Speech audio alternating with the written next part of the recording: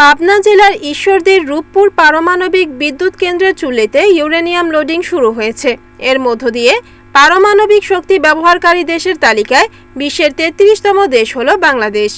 আগামী আগস্টে জাতীয় গ্রিডে 300 মেগাওয়াট বিদ্যুৎ সরবরাহ শুরু হতে পারে। মঙ্গলবার বিকেলে এ কার্যক্রমের উদ্বোধন হয়। উদ্বোধনী অনুষ্ঠানে উপস্থিত ছিলেন বিজ্ঞান ও প্রযুক্তি মন্ত্রী ফকির মাহবুব আনাম। তিনি বলেন, আজ ঐতিহাসিক মুহূর্ত।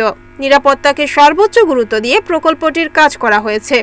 আজ জ্বালানি লোডিংয়ের মাধ্যমে বাংলাদেশ ইতিহাসের অংশ হলো।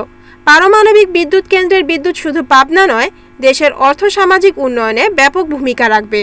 অনুষ্ঠানে বক্তব্য দেন প্রধানমন্ত্রীর বিজ্ঞান ও প্রযুক্তি বিষয়ক উপদেষ্টা রেহান আসিফ আসাদ, রুশ পরমাণু শক্তি কর্পোরেশনের মহাপরিচালক আলেক্সি লিখাচেভ।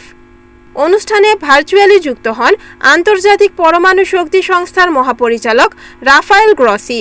জানা গেছে, চুল্লি পাত্রে ইউরেনিয়াম জ্বালানি বসানো হলে তা থেকে তাপ তৈরি হবে। সেই তাপে পানি থেকে বাষ্প তৈরি হয়ে টারবাইন ঘুরবে, আর সেখান থেকে বিদ্যুৎ উৎপন্ন হবে। Report Tuhin Hossain, NNTV, Pabna.